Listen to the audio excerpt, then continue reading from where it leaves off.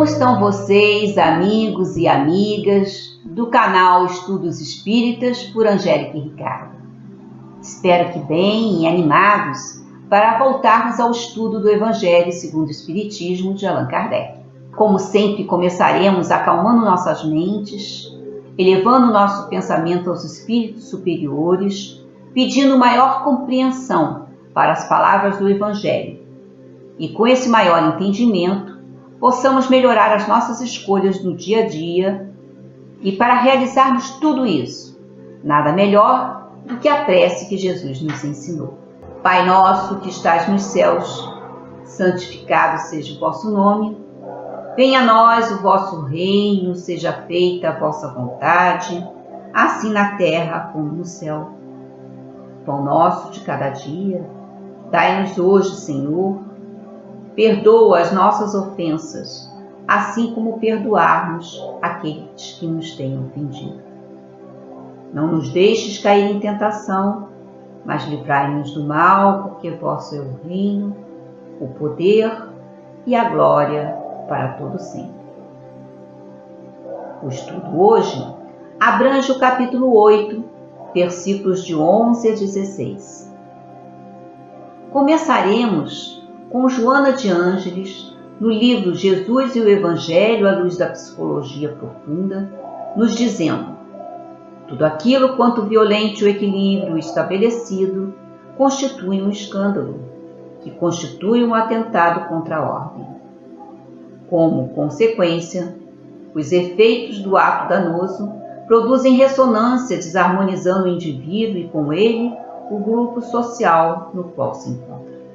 Por constituir um desequilíbrio daquele que o pratica, o escândalo, sob o ponto de vista da psicologia profunda, é manifestação da sombra que perturba a razão, a serenidade do espírito, gerando vícios e hábitos doentios que levam a vexames profundamente perturbadores, já que termina por afetar aqueles que compartem a convivência, a afetividade. Invariavelmente, nesse caso, é de natureza íntima e ninguém toma conhecimento porque permanece agindo no lado escuro da personalidade, estimulando distúrbios emocionais e comportamentos de variado porte que se transformam em conflitos de consciência. O livro Elucidações Evangélicas, de Antônio Luiz Saião, nos explica que no planeta atrasado em que habitamos, as encarnações em geral são concedidas aos espíritos que as pedem para expiação e reparação de faltas que anteriormente cometeram. A pergunta 307 do livro Consolador, de Emmanuel pela mediunidade de Francisco Cândido Xavier, nos fala: porque Jesus disse que o escândalo é necessário, mas ai daquele por quem o escândalo vier. A resposta foi: num plano de vida onde quase todos se encontram pelo escândalo, que praticam no pretérito, é justo que o mesmo escândalo seja necessário como elemento de expiação, de prova ou de aprendizado. Porque aos homens falta ainda aquele amor que cobre a multidão dos pecados. Voltando a Joana de Ângeles, no livro Jesus e o Evangelho à luz da psicologia profunda, vemos que, inevitavelmente, se torna necessários os escândalos no mundo, porque constituem advertências para a observância de bons princípios, porquanto, se assim não fora, dificilmente se poderia aquilatar os males que produzem, os instintos agressivos, os comportamentos destrutivos, convidando as mais audaciosas condutas morais. Para que os escândalos se tornem conhecidos, as criaturas se lhe tornam intermediárias, e é a essas que Jesus lamenta com severidade, porquanto estão escrevendo um capítulo obscuro do seu porvir, no qual defrontarão os frutos apodrecidos das atitudes anteriores que ora lhe exigem recuperação.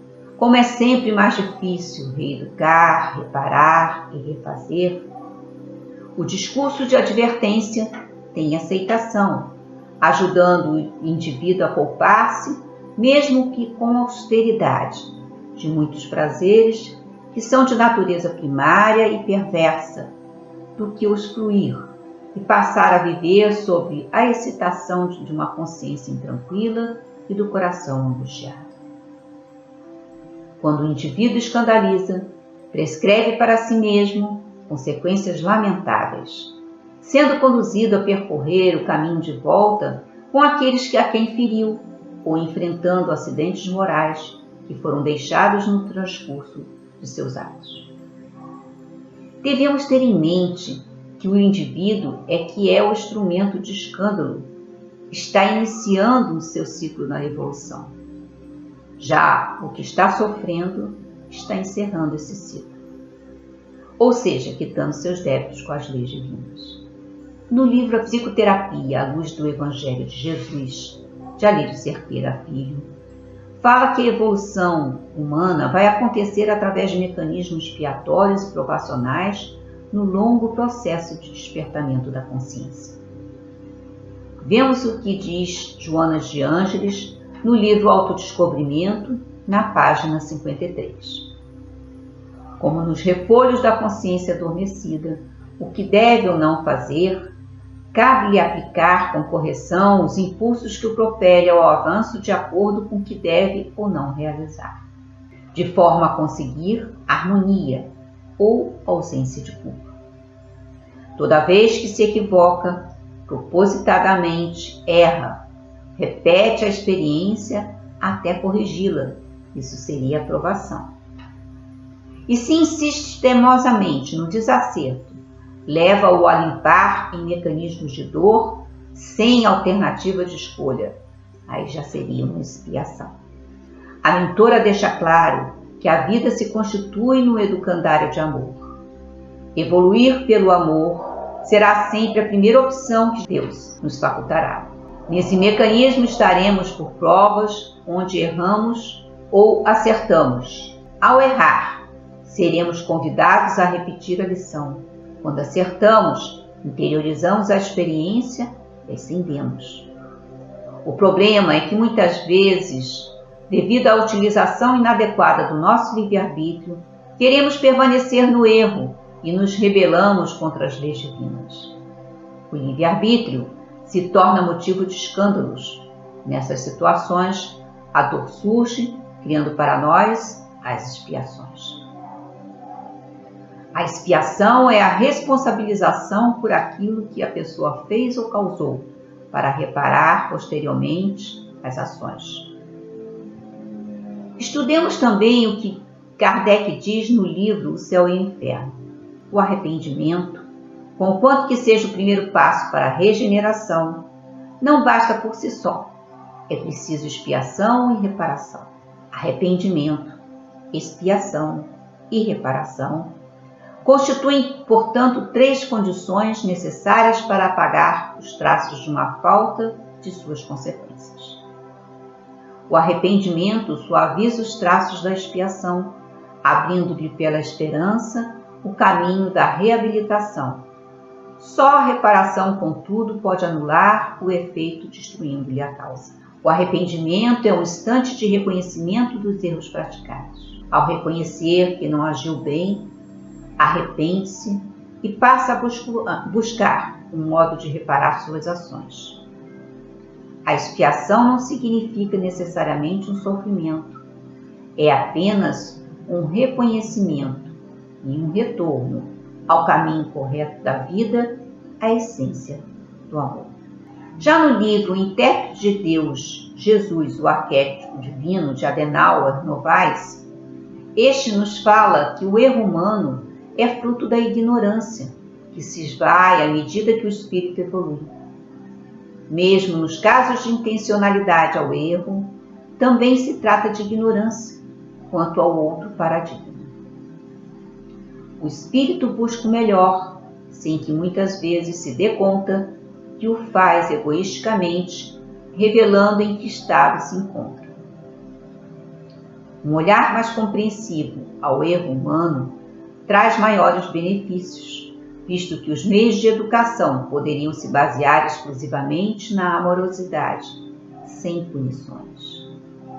A mente humana obedece a sistemas que promovem, em geral, respostas consideradas aos estímulos que chegam, em última instância, ao espírito. Esses sistemas vão se atualizando à medida que o ser evolui, com a integração de valores e habilidades que conquista. Nem sempre aqueles valores são adequados, pois a moral social, em alguns casos, está em desacordo com as leis divinas.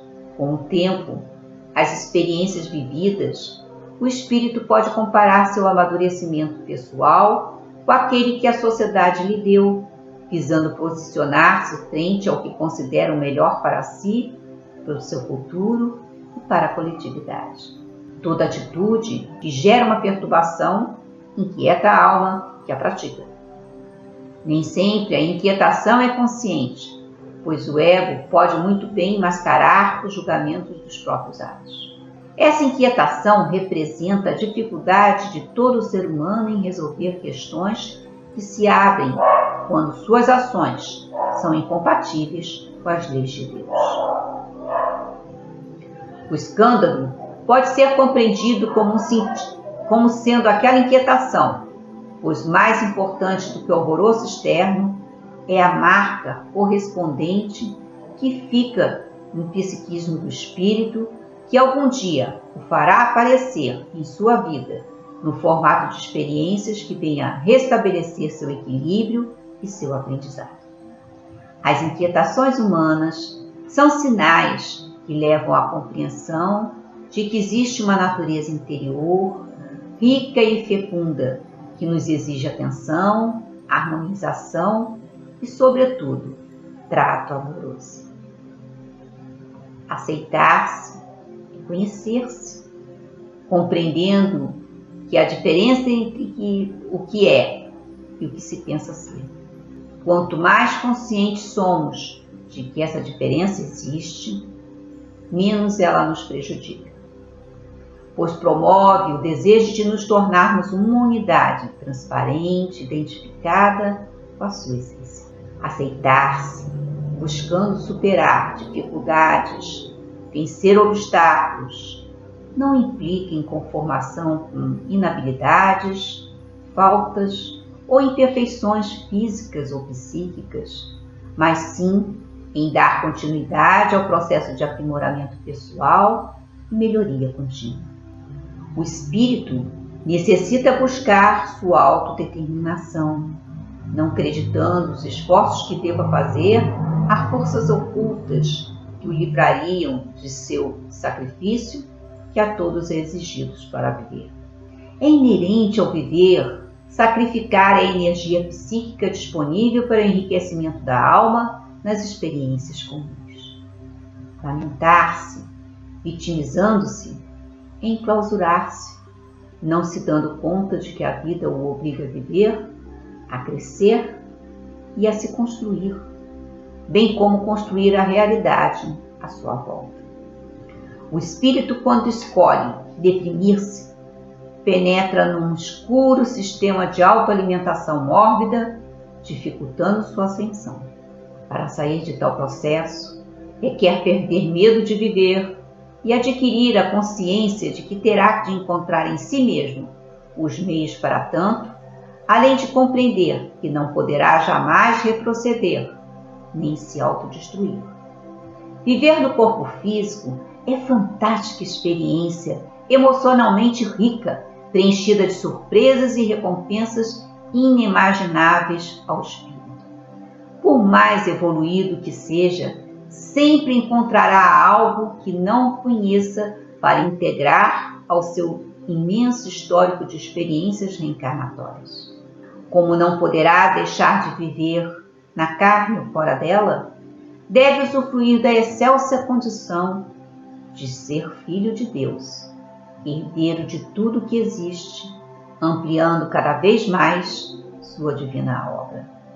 Por isso, vamos agradecer a doutrina espírita, que acelera nossa evolução, nos dando conhecimento maior das leis divinas e a necessidade de nos melhorar como ser.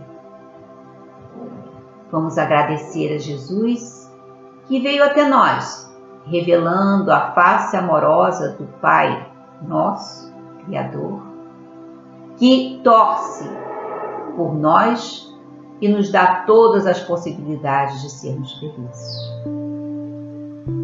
Vamos enviar vibrações de amor e paz para locais como hospitais, abrigos, presídios, locais onde estão ocorrendo guerras, desarmonias e desequilíbrios. Vamos vibrar pelo nosso país, pelos nossos governantes, pela nossa comunidade. Vamos vibrar pelos nossos amigos, parentes e por aqueles que têm alguma coisa contra nós. Vamos pedir licença para vibrar por nós mesmos e deixar uma vibração para aquele local onde ela se faz mais necessária. Vamos agradecer a você que vem nos acompanhando nesses estudos, desejando um grande abraço e muito